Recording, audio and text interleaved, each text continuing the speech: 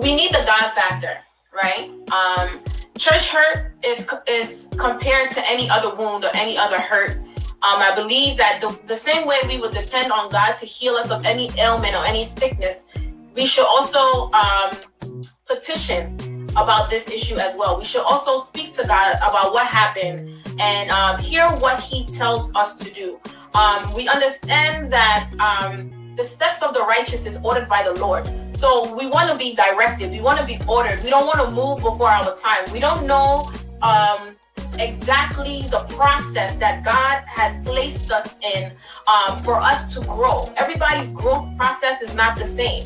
And if we were to think about the seed process on an ordinary flower, we have to know that when we plant a seed, there has to be a break-in for the plant or for the flower to come out. There's some sort of pain, or if the seed was a human being, it would be painful to break open, crack open that seed for it to evolve and blossom into something beautiful. So the fact that your sister or your brother may not be going through the same pain as you doesn't mean that they're not going through a painful process, right? And so it's very important to know, I'm not saying that God's will for us is to go through pain, but some people have to suffer through the process, and we have to know that sometimes suffering is a part of the process. That's one. And two is the fact that you haven't, walked out of the faith is beautiful, it's good. But do not neglect the fellowship of the brethren. You need to be covered. You need to have some sort of protection. You need the hedge around you.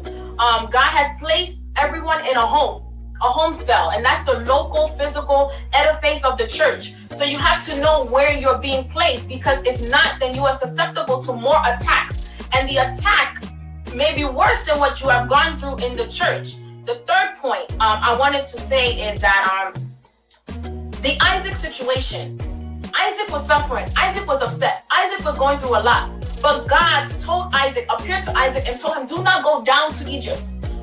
This Bible story helped me a lot, because me too, when I was growing in Christ, there's a lot of things that happen, and when I realized it, some of it is a part of the plan. It was a part of my growth process, right? Sometimes it is hard to hear from the people who have hurt us.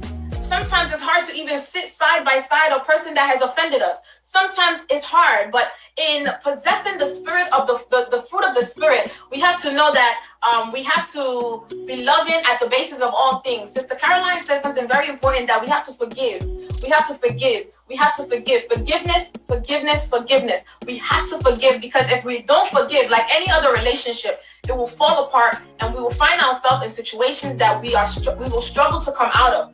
But I will say again that we should just seek God, seek the counsel of God. God will even direct you for you to be led to someone who you can trust, who can counsel you the way that God would like you to be counseled. Because sometimes when you are hurt and we are distracted, it's very hard to hear what God is saying about our life. So we will then say that God is saying this, when in fact it's our flesh that's speaking according to our pain. So we want God to direct us to a person who can counsel us, and maybe that person might say, stay in that same church, but that person too will help to comfort you. That person might have the gift of encouragement to encourage you. That person might be the person that will take the role to help you in your process at the healing process at that time. That's what I would say.